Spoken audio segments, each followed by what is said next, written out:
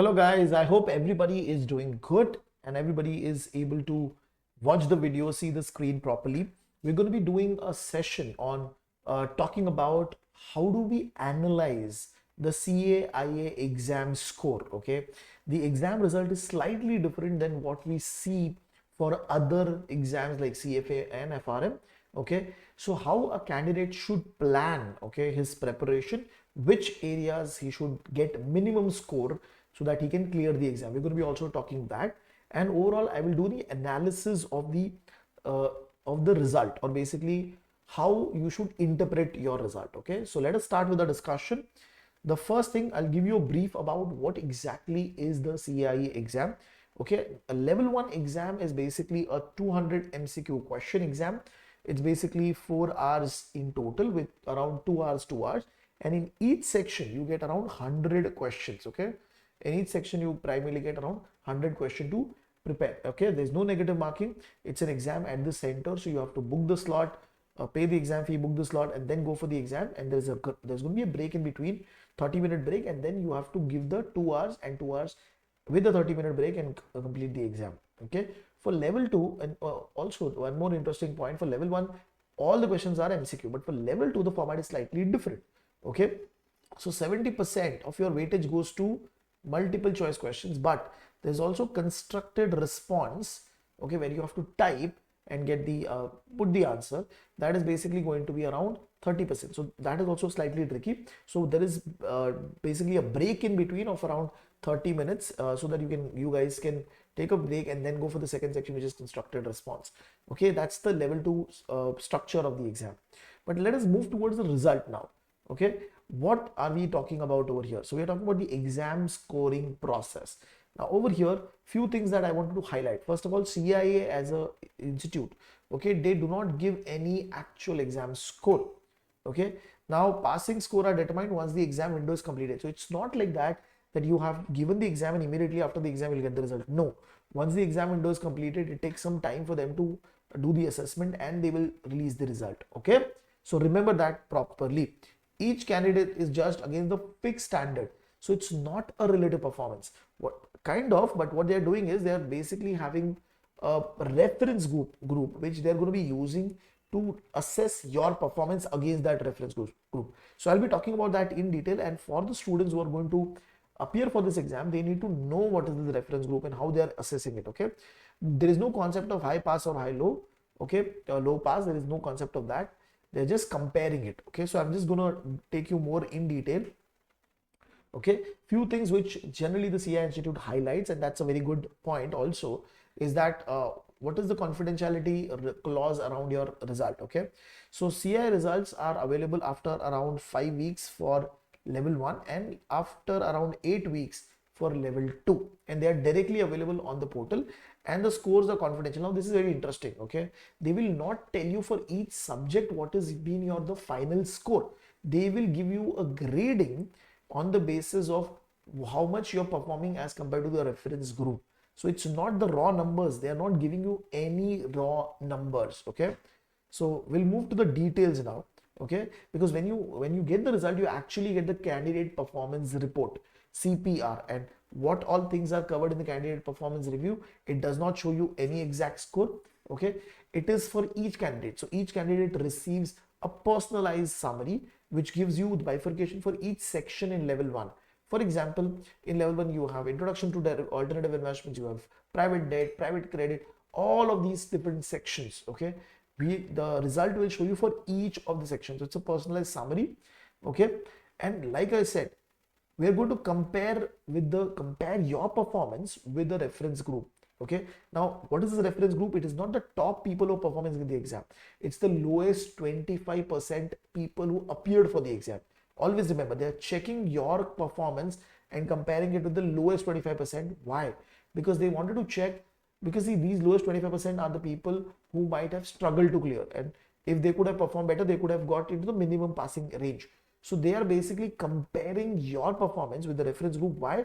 Because they wanted to compare yourself with the minimum passing level, telling you how far you were for each section in terms of the minimum passing score. Okay, so they will give you the bifurcation topic by topic, so we'll be looking at that also. Now Okay, what is the reference group? They are not comparing yourself with the top people, they are comparing yourself with the bottom 25 people who have passed the exam. Okay, bottom 25 people who have passed the exam. Okay, shows that how close or far you are in compare for each topic. Okay, so when you compare yourself with the lowest 25% people who have cleared the exam, and you take the average of that lowest 25%, that becomes your minimum passing score. Again, they will not tell you what is minimum passing score. Okay, so I hope everybody is clear on what is the reference group. Okay, of all the people who have cleared, we are comparing yourself with that minimum passing 25% of the candidates. Now, when you look at the result, okay, they basically give you some references or understanding, and those understandings are coming through the symbols. Okay, so CS represents your score, X bar is the average score of the reference group. So whatever is the lowest 25% people, we're taking the average of that, and we are taking how much far you are from that average. Okay, so how much standard deviation you are away from the average. So sigma becomes also very important, because sigma of standard deviation tells you what is the deviation from that average. Okay, so let us look at the reference point or the example section. Now, what they're basically saying. Okay, so we have taken, first we'll identify what is the lowest 25% of people who've cleared the exam. We'll take the average, that becomes my X bar. Okay, and that X bar, okay, if I am, say for example, only 0.25 we are basically very high above the average, that means we are 1.5 standard deviation above the average, that means we are very above, then in that section you have scored the strongest. Okay, you have scored the strongest. So you have to visualize it like this. This is my X bar. Okay, and I am basically looking at how much standard deviation away or up you are and below you are. Okay, so if I look at say 1.5 standard deviation above the average, okay, that means suppose you are here, then you are in the strongest zone for that book. Okay, similarly, if you are between 0.5 to 1 point standard deviation above, which means you have to visualize like this: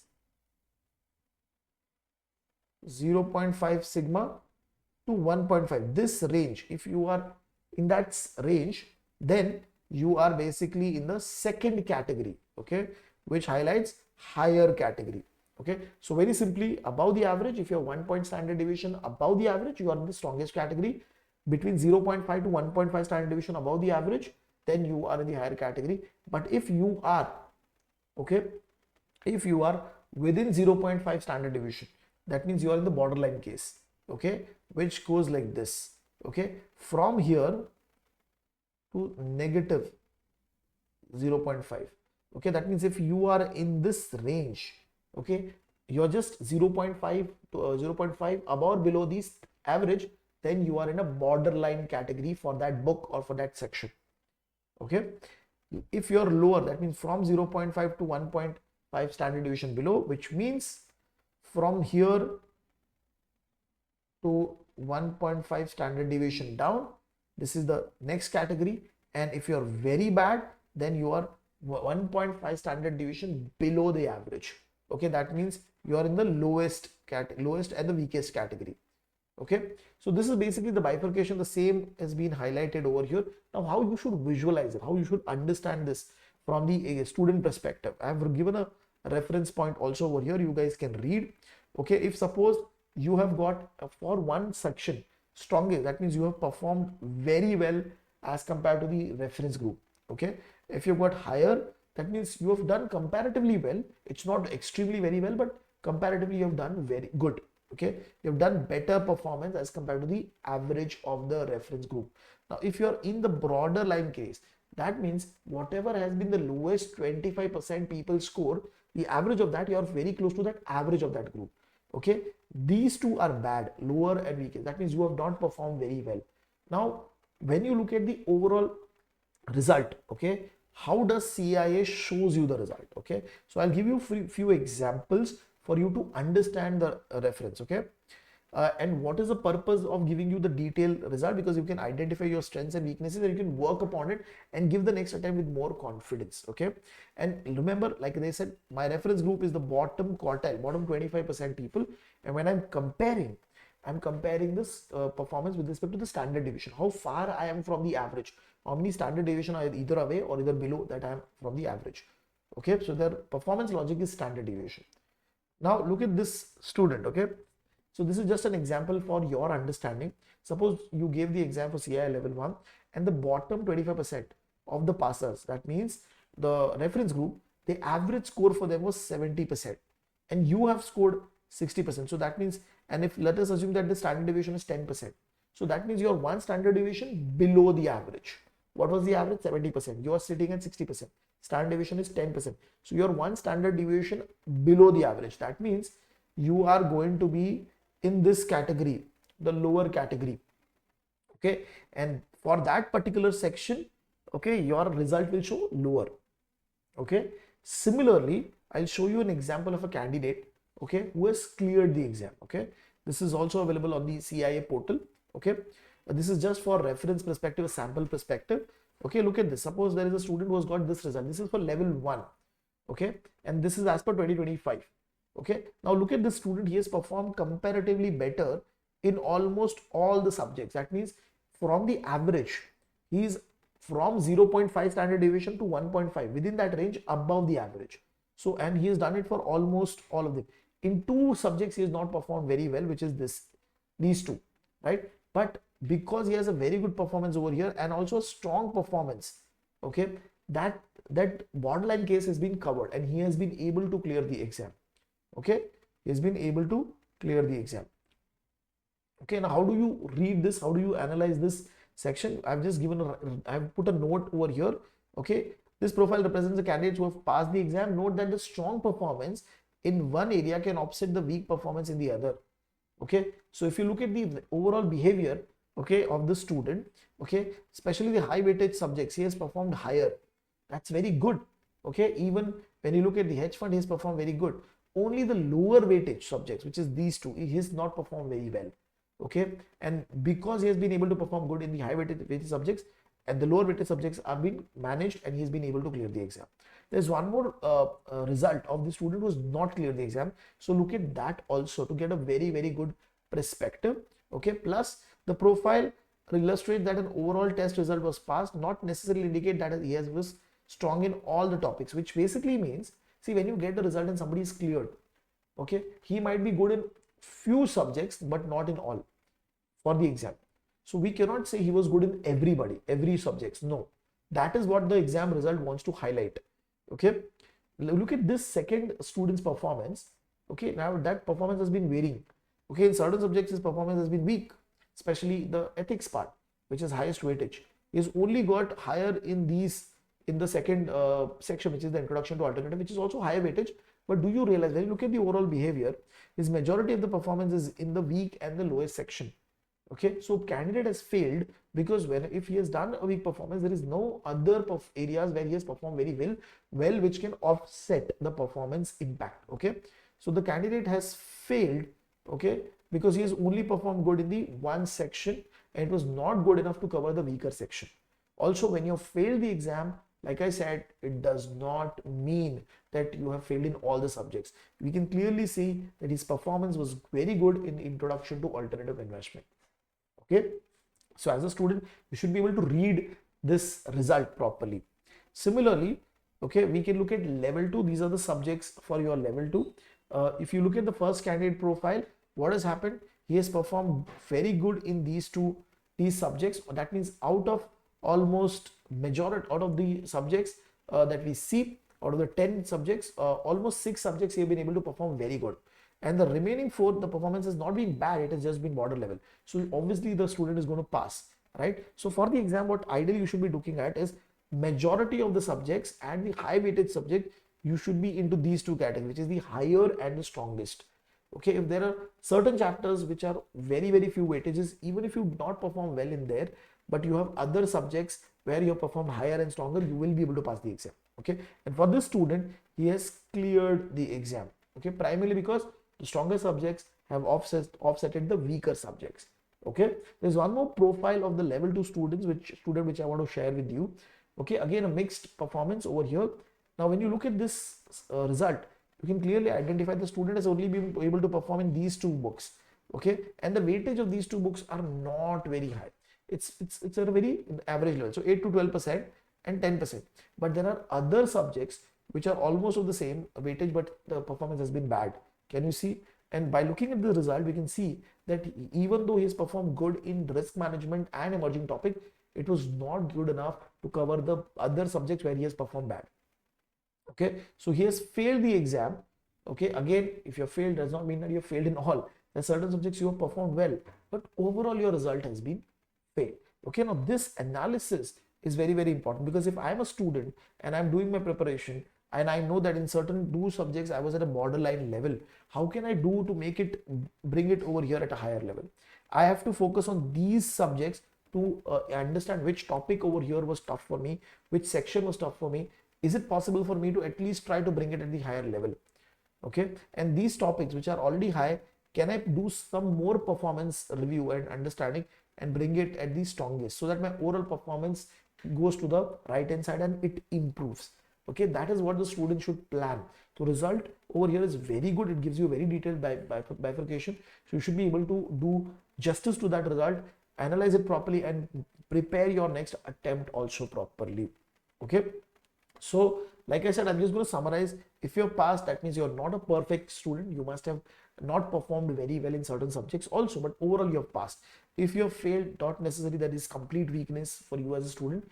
You have performed well in certain subjects, so you have to look at the result properly. Analyze your results for each section from the weakest to the lowest section. Also the sections where you have not performed very well, do hard work, effort, solving, so that you can improve your exam result. Okay, solve more questions also. That is what I recommend. There is a review option also for candidates, but the review, I feel it is not going to be much of an help, because what they're doing, they're asking you a $100 fees within 30 days of the result coming out. They will only count the numbers. Okay, they will not regrade your question. It's very important. They'll just confirm the number point properly, so that if there is any error in just calculating, that error can be verified. Okay, so key takeaways. Okay, the CPI, which is the your performance review, is a very good tool for you to decide how should I plan for my next exam strategically. Okay, they do not give you the full scores. They'll just give you the range, and that is what is generally done by all the exams. Okay, and they focus more on where you're weak, so that you can learn and grow in that area even after your CAIA exam is cleared. Okay, now for all the students, I hope this video has been able to help you in understanding the overall exam result. Okay, how do you look at the result? Okay, people who are planning to go for the exam also, this is a very important video, because you'll understand how the institute is grading you. Okay, and for people who are planning to prepare for the next attempt, which is the March attempt or the September attempt, also they can reach us on our number and we can help you out with the guidance. We do have different packages, like for example, we have the basic plan, okay, which is the question bank, the standard plan, which is the videos plus question bank, professional, which is the videos, question bank plus the live session. Okay, so that is available. We have the full curriculum covered, and we help you to prepare to the best for the exam. Okay, there are a few demo videos which you can access on our YouTube channel. Plus, we have also posted stories of students who have cleared all the different types of exams with us, so that you guys can get guidance. What is the mindset of the successful students? Further, industry interaction. We do a lot of podcasts with people, okay, from the industry, trying to understand what has been their view, their focus, what are the important skill sets that are needed for the exam. Okay, and if you have reached till this point, do subscribe to our channel, do like this video, share this video with your friend who are preparing for the exam, so that they can get a better hang of the exam result. Okay, thank you very much. If you have any doubt, please put it in the comment section. I'll personally answer the queries for you, so that we can help you better for the exam preparation. Do subscribe to our channel, and thank you again. Thank you very much for joining in. If you have any such queries left, you can reach us on the WhatsApp number, which is given on the screen for your preparation. We are there to help you and help you out. Okay, so thank you very much for joining, guys.